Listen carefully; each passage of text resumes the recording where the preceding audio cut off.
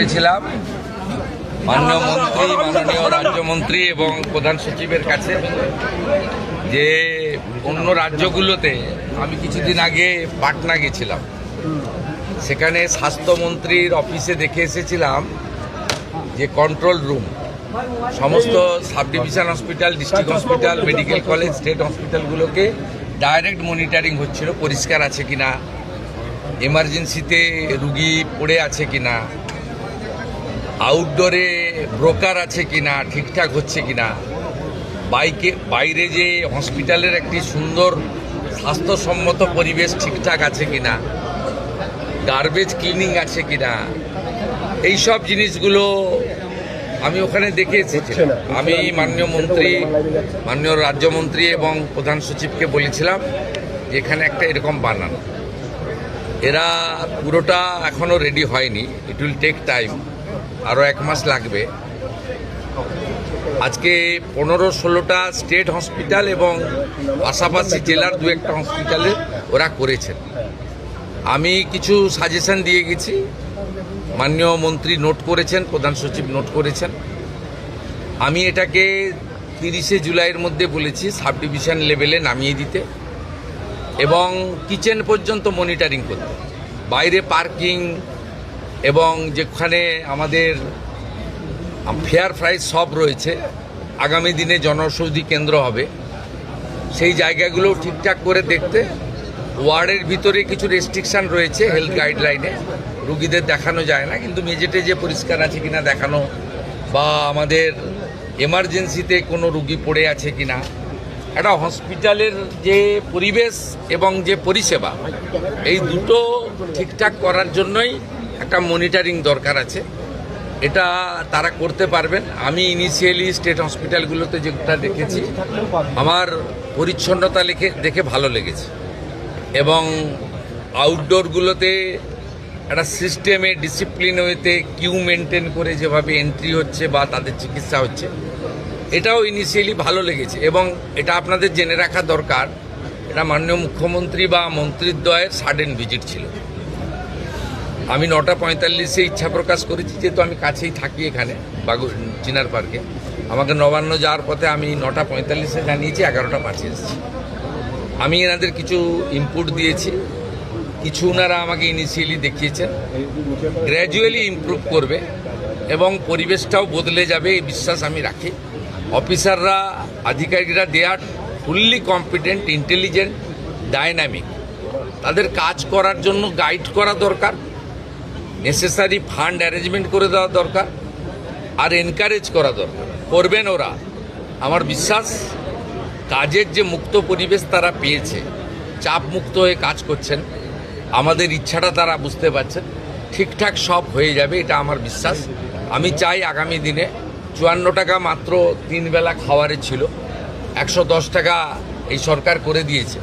খারাপ খাওয়ার, দুপুরেও কুমড়ো, রাতেও কুমড়ো, কুমড়ো খারাপ নয়, আমরাও খাই, কিন্তু ওই যে বললাম এত নিম্নমানের খাওয়ার, এগুলো তো ওভারলুক করা হয়েছে। 17 সালে লাস্ট খাওয়ারের টাকা রিভাইজ করা হয়েছিল, 17 আজকে 26-এর অর্ধেক হয়ে গেছে, 27 সাল আসতে যাচ্ছে। এইটা আপনার বাড়িতেও তো জিনিসপত্র বাজারে কিনতে যান, সেই জিনিসপত্রের দাম বেড়েছে। এই প্র্যাকটিক্যাল থিঙ্কিংটা বিগত দিনে যারা পরিচালক ছিল তাদের ছিল না। তারা এই যে ছোট ছোট বিষয়, মিড ডে মিলে 6 টাকা 70 পয়সা ভারত সরকার দিচ্ছে, আপার প্রাইমারিতে 10 টাকা পায়, তাহলে প্রাইমারির বাচ্চারা কেন নিম্নমানের খাবার পাবে? সেটা আমরা যে 10 টাকা করেছি। একইভাবে গর্ভবতী মহিলাদের যারা আইসিডিএস 12 টাকা ছিল, সেটাকে আমরা 14 টাকা করেছি। সেখানে আপনার 8 টাকা ছিল আইসিডিএসের, একদম ছোট শিশুরা যায় যারা স্কুলে যায় না, 5-এর নিচে, সেই শিশুদের খাওয়ারেও আমরা 8 টাকার জায়গায় 10 টাকা করেছি। আমাদের চিন্তা ভাবনাটা সবসময় প্রান্তিক এবং অর্থনৈতিকভাবে দুর্বল মানুষের জন্য আছে। কারণ কোনো নেতা মন্ত্রীর লোকেরা সরকারি হসপিটালে যায় বলে আমার জানা নেই, তারা প্রাইভেট হসপিটাল অ্যাভেল করে, বড় বড় আধিকারিকরাও তাই করেন। যারা হাই ইনকাম গ্রুপ, ন্যাচারালি এখানে যারা আসেন তাদেরকে পরিষেবা দিতে হবে এবং সব হসপিটাল থেকে দালাল রাজ মুক্ত করতে হবে এবং মানুষকে সুন্দর পরিষেবা দিতে হবে। এবং আমরা ভারত সরকার নাম দিয়েছে আয়ুষ্মান মন্দির। মন্দিরে যেমন পবিত্রতা থাকে, শুদ্ধতা থাকে, স্বচ্ছতা থাকে, একাগ্রতা থাকে, সেবাপরায়ণতা থাকে, সেই ভাবটা স্বাস্থ্য কেন্দ্রগুলোতেও আসবে, এই লক্ষ্য নিয়েই কিন্তু এখানে আমরা কাজ করছি। স্বাস্থ্যকর্মীদের তো সুরক্ষা আমরা দিবই, এবং তারা, আমি নার্স বোনেদের দিদিদের দেখলাম অ্যাপ্রন গ্লাভস সুন্দর করে ড্রেসে আছেন, খুব সুন্দর। আমি প্রধান সচিবকে বলেছি মন্ত্রীদ্বয়কে রেখে সামনে যে ল্যামিনেশন করা ব্যাচ করে দিতে। আপনারা মাঝে মাঝে দেখান যে ইঞ্জেকশন দিয়ে ফেলেছে, ট্রলি যার নিয়ে যাওয়ার কথা, যার সিকিউরিটি দেওয়ার কথা সে সেলাই করে দিয়েছে। এইটাকে সেগ্রিগেট করার জন্য, চিহ্নিত করার জন্য বা আলাদা করার জন্য বিভিন্ন স্তরে বিভিন্ন কালারের ল্যামিনেশন করা ব্যাচও চালু করতে বলা হয়েছে। এবং আমি যেটা কলকাতাতে জোর দিতে বলেছি, তারাতলার ইনসিডেন্টের পরে নিজে চোখে দেখার পরে, এখানে ট্রমা দরকার বলতে নেই, কিন্তু বড় ডিজাস্টার হলে গেলে কিন্তু সামলানোর ক্ষমতা সরকারি হসপিটালের নেই। 50-100 জন পর্যন্ত সামলে দিতে পারে, আমি দেখেছি। তাই অন্তত 250 জনকে মানে 1 মিনিটে প্রাইমারি পরিষেবা দিতে পারেন এমন একটা ট্রমা সেন্টার বানানো উচিত। সেটা স্বাস্থ্যমন্ত্রী এবং প্রধান সচিব, তারা রাজ্যমন্ত্রী, তারা কথা বলে রেডি করবেন। জায়গা এনাফ আছে এখানে, হসপিটালগুলোতে বিশ্ববিদ্যালয়ের মতো জায়গা, প্রচুর জায়গা পড়ে রয়েছে। আমি বলেছি এই যে কাগজ পেতে বা কাপড় পেতে ব্যাগ মাথায় দিয়ে শুয়ে থাকেন, এদের হোটেলে থাকার পয়সা নেই বলে করেন, নিরুপায়। তা আপনারা পিছনে একটা জায়গা করে দিন, আমরা দরকার হলে ইউনিটে 25 লাখ টাকা করে দিয়ে দেবো। আপাতত আপনার পাইপের লোহার যেগুলো আছে সে সেট বানিয়ে ভালো করে মেজে দিয়ে একটা কমন ইউরিনাল ল্যাট্রিন দিয়ে ফ্যানের ব্যবস্থা করে এটাও করতে পারেন, এটাও আমরা বলেছি।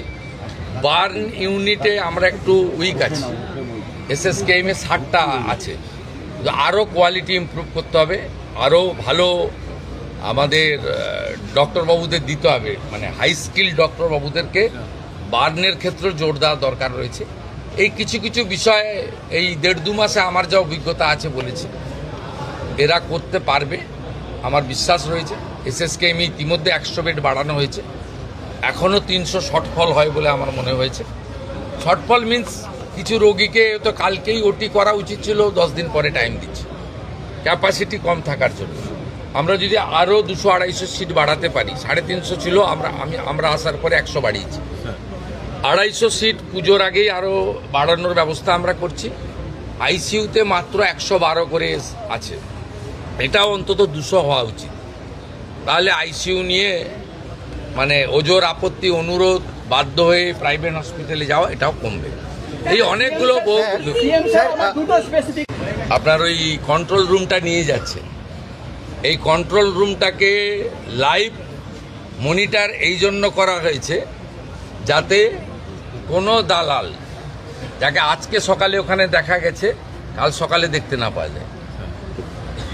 এটা একটা বড় উদ্দেশ্য, কিন্তু ব্রোকারদের হাঁটানো।